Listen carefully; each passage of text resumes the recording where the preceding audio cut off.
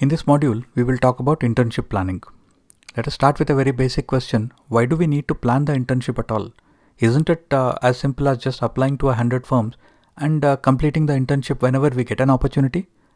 Well, it is not as simple as that. Think about this. When you are buying a phone or a laptop or a bike, you put so much research into it. Which model, which color, which brand, what features.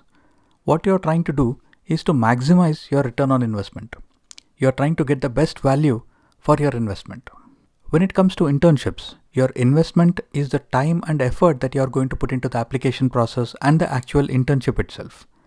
And the return on investment is the learning opportunity, the practical experience, and the career options that you can get from interning with a top law firm. So isn't it better to approach the entire internship process in a properly planned and structured manner? This is precisely what we are going to do in this course. Let us start with a simple concept called the learning curve. When you join a firm as an intern or as an employee, you start with some basic skills which you bring with you. These are computer skills like Word, Excel or PowerPoint. For law interns, the basic skills can include research, communication, drafting skills, and a certain degree of practical legal knowledge. Then comes the actual on-the-job learning or training. As you learn and practice the actual work that is assigned to you, you will eventually become an expert. When you hire a person for internship, the length of the learning process or the learning curve depends on the complexity of the work. At first, the intern has to get comfortable with the work setup, understand the expectations, and get trained on the work. After this, there will be a supervised work phase, where the work done by the intern has to be double-checked by the senior to ensure that there are no misses, no errors, and the intern has actually understood the job completely. Next, there will be the independent work phase, where the senior has the confidence that the intern can handle the work on his or her own. Even for simple and repetitive work, it can take up to 2 weeks for the intern to become independent. For relatively complex work, it might take a month or more to reach the independent work stage. In many cases, an untrained intern may not even reach the independent work stage in a 1-month internship stint. And practically speaking, for complex activities, it is easier for the senior to just do the work himself or herself rather than give it to the intern and then have to double check the work. Because ultimately the senior is still responsible for the work. You cannot tell a client that our intern goofed up and which is why your case filing is messed up, right? Keeping this learning process scenario in mind and the challenges in training interns, let us discuss why firms hire interns. For Tier 4 and 5 firms, interns may represent low-cost headcount. They can hire interns for low supervision roles such as data entry work or for creating documents from templates. Some firms also use interns for taking care of high-volume work that may come up periodically. For example, firms which handle corporate filings may use interns for form filling and data collation during the filing season. These are activities where the learning process may be just around a week or 10 days.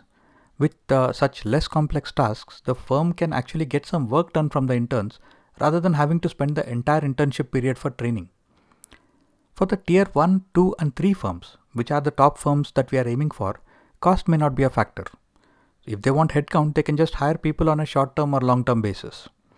For them, internship is an opportunity to evaluate potential recruits. And this is where the pre-placement offers come from. For example, PSA Legal clearly mentions that they prefer longer internships for final year law students so that offers and placements are made accordingly.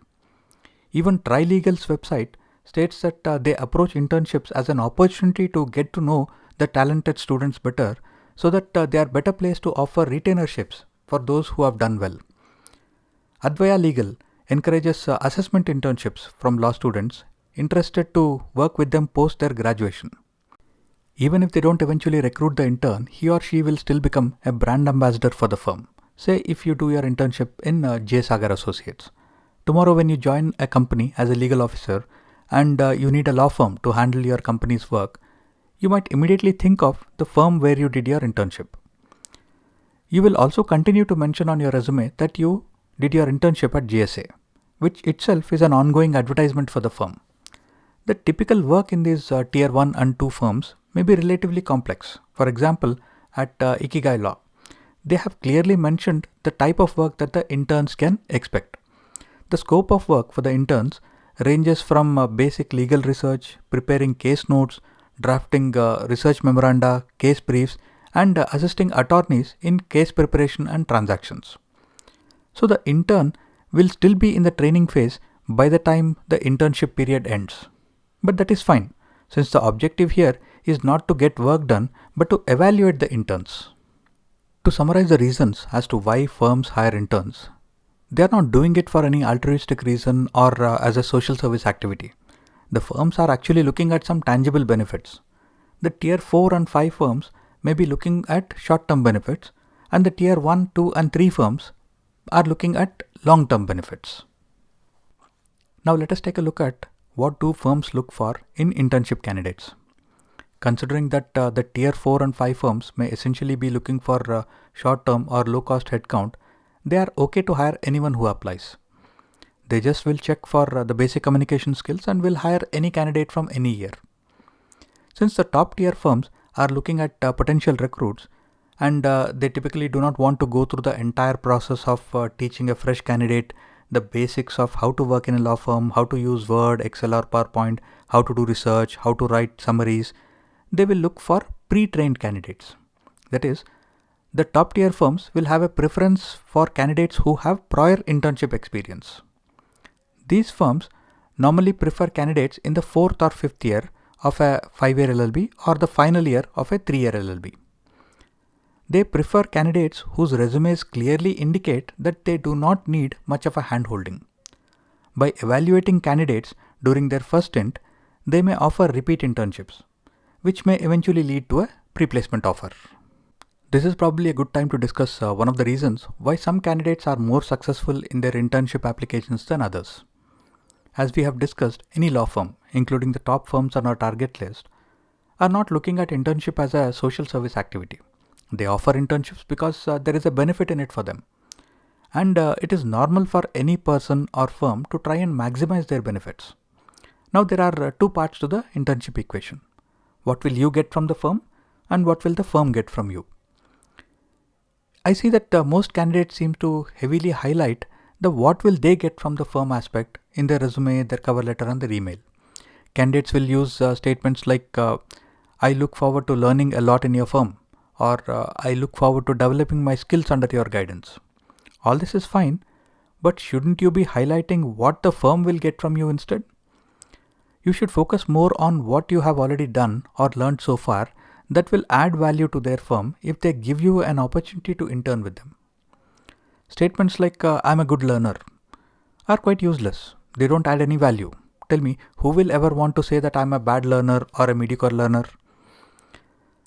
What I'm saying is that generic positive statements about yourself don't carry much of a weight.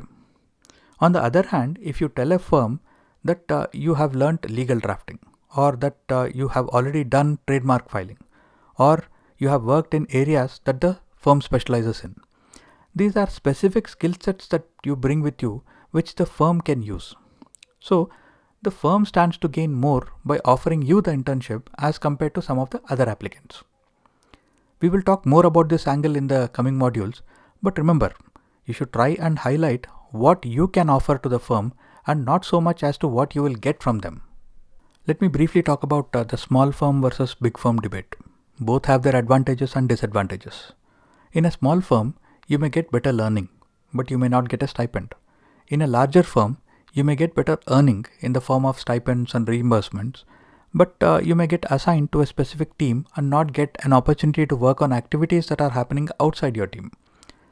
Smaller firms tend to be more hands-on since they can ask you to work on anything and everything that needs to be done on that day. Whereas larger firms have a more structured internship plan where they will give you an overview across various departments and then allocate you to a specific team. Smaller firms may have open access. You can go and interact with anyone, whereas larger firms may require you to go up the chain of command and your interactions with the senior-most leaders of the firm may be very limited. It goes without saying that small firms offer work value and the larger firms definitely offer you the brand value that you can flaunt on your resume. Smaller firms are generally more flexible in terms of work culture, dress code, etc. Larger firms are more predictable. They may specify 9 to 5 as your work timings, which means that everyone logs out at 5. They may clearly lay down what all you have to do to complete to get your internship certificate. And smaller firms may tend to be very vague about their expectations. And yes, the competition for smaller firms will be less than for the larger firms.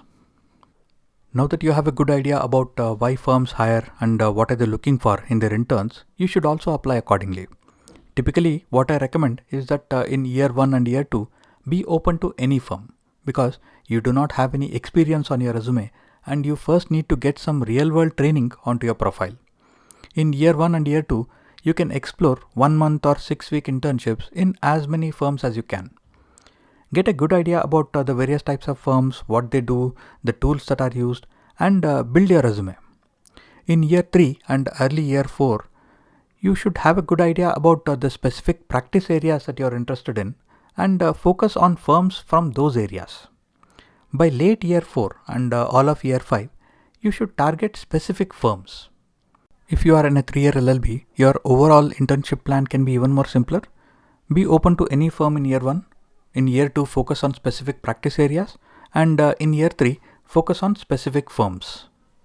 Now that we have seen why firms hire interns, let us move on to probably the most important question that you need to answer for yourself before proceeding. The question is, why are you looking for an internship? It can be just for completing the mandatory requirements of the LLB, which is perfectly fine. Or it can be for fulfilling the mandatory requirements and exploring legal career options. That is, both 1 and 2. If exploring legal career options is one of the reasons for your internship, then you are looking at gaining some real world experience and charting a path to a long-term career in law. We will explore these reasons a little in depth. If your internship is for fulfilling the mandatory requirements, then any firm is fine. In fact, if you are considering a career that is not core legal, say you want to get into a business that is outside the practice of law, like retail or real estate, or you want to pursue a banking job or a private sector job, you don't need to worry much about the internship experience. However, remember, this is the only time you can actually experience internship. So take it seriously. Explore different options, apply to a variety of firms, experiment. You will certainly learn from the hands-on experience. You will develop your network of professional contacts. You may also discover some new opportunities that you can leverage in the future. For example, someone working in a law firm that was processing a lot of trademark applications realized that this process can be automated and the form filling can be done by the clients themselves to a large extent. And then this became an online business. Or someone working in a law firm realized that legal research takes a lot of time and effort and legal process outsourcing can be of immense value to law firms. So LPOs became a big business. In short, even if it is for a mandatory requirement, do complete your internship seriously and you will certainly find the experience useful. And an internship in a well-known firm is always a plus point on your resume. If your internship is aimed at meeting the mandatory requirements and exploring legal career options, you should be more structured in your internship process. As we learned a little earlier in this module, the tier 4 and 5 firms are more open to recruiting freshers. And the tier 1, 2 and 3 firms prefer senior students with prior experience. So start your internship journey with some exploration and get a good understanding of the various practice areas. As you move up in your LLB course, shortlist your areas of interest and become more focused in your approach. Keep evaluating your choices.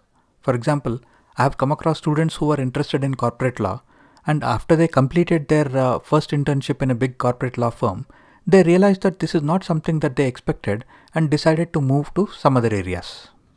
If the objective of your internship is to explore legal career options, you should get as much real-world experience as possible. Whether your internship is in a small firm or a big firm, make use of every minute.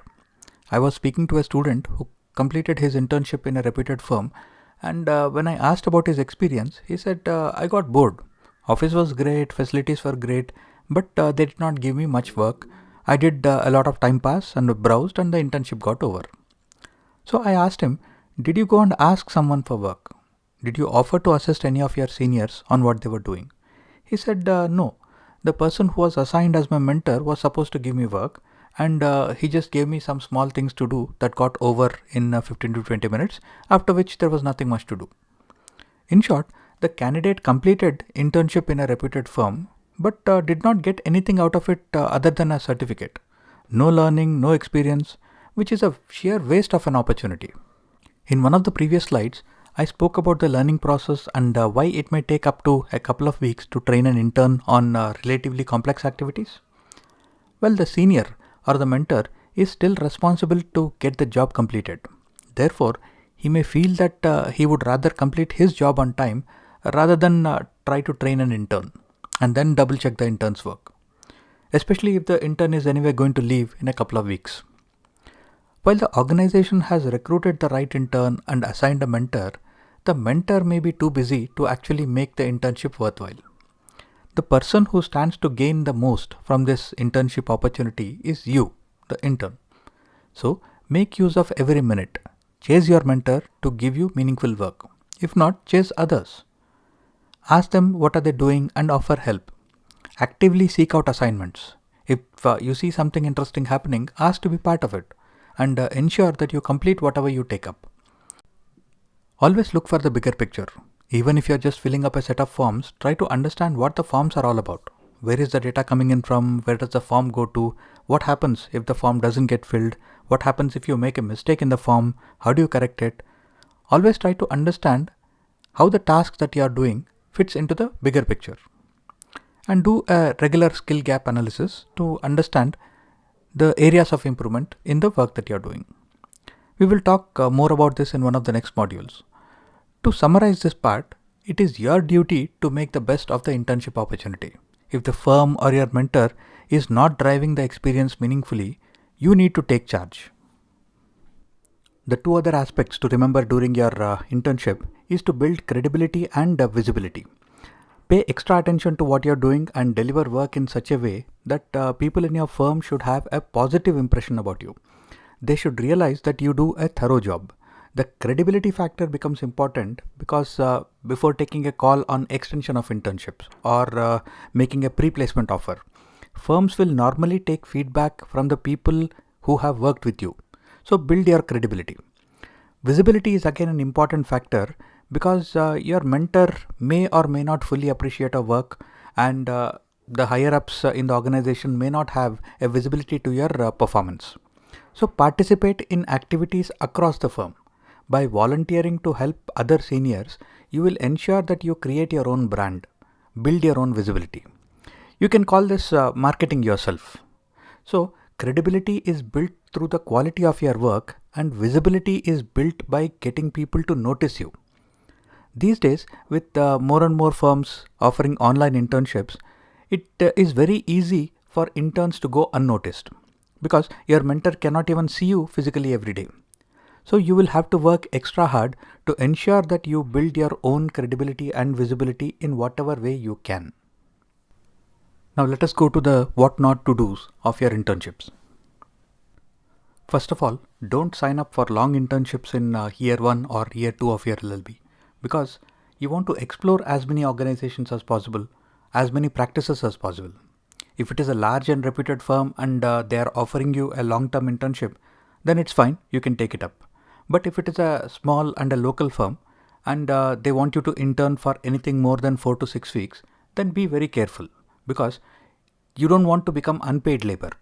And if you have committed to a longer period, they may hold you to your word and refuse to give you your internship certificate since you did not complete what you agreed for. So be very careful what you sign up for.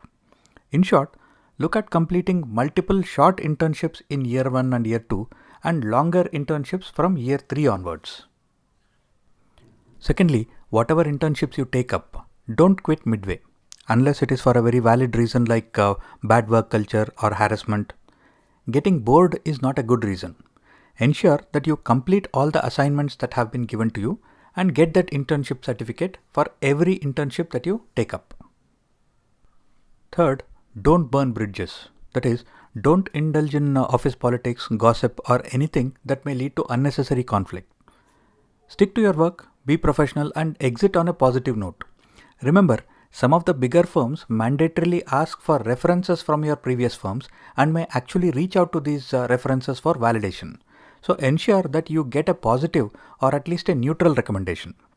But let me again reiterate, if you find yourself in an uncomfortable situation or you are facing harassment of any kind, please quit immediately. It is not worth putting up with such a workplace just to get an internship certificate. The fourth and the most important point, don't get so caught up in the internships that you lose focus on your studies. Remember, internship is just a small part of your LLB program. While internships are important, your marks or grades are more important. They are one of the primary evaluation or selection criteria for a lot of things in the future. So, studies should always come first, internships will come next. Finally, don't use shortcuts. Integrity is one of the key criteria for internships or for jobs at top law firms. If you put in fake internships, paid internships, publications in fake journals, or other such shortcuts in your resume, it is very likely that the recruiter will be able to recognize these and your resume may be discarded at a screening level itself, even though the other parts of your profile are great. I will talk more about the shortcuts that you should avoid in one of the next modules. For now, let us just say that if it is unethical or questionable, don't do it and don't put it on your resume. Now let us get to the activities for this module. I want you to answer a set of self-introspection questions. Write an answer of around 150 to 300 words per question and keep them in your records. Remember, there are no right or wrong answers and you don't have to submit them anywhere. Considering that the only thing constant in life is change, your answers to these questions also may change over time, which is perfectly fine. You can ideally email the answers to yourself with a suitable subject line like Lawment Internship Course Module 1 questions so that you can find them easily later on. While these are self-introspection questions, the answers to these will be very useful when you are filling up the application forms or attending internship interviews in some of the top firms later on. For the first question, I want you to think about your long-term career objectives and write down what do you want to do in the next 5 years? What kind of work do you enjoy? The answer to this question is going to be useful for dealing with one of the most frequently asked questions in interviews, that is, where do you see yourself 5 years from now? Next, answer the question, what is the purpose of your internship? Your entire approach to internships in general will be on the basis of your purpose. You can also use this answer to tackle another frequently asked interview question, which is, what are your expectations from internship at our firm? Moving on, write what are the areas of law that you are interested in and why. Your knowledge of the various areas of law might be limited at this point, but still write down the areas and explain why.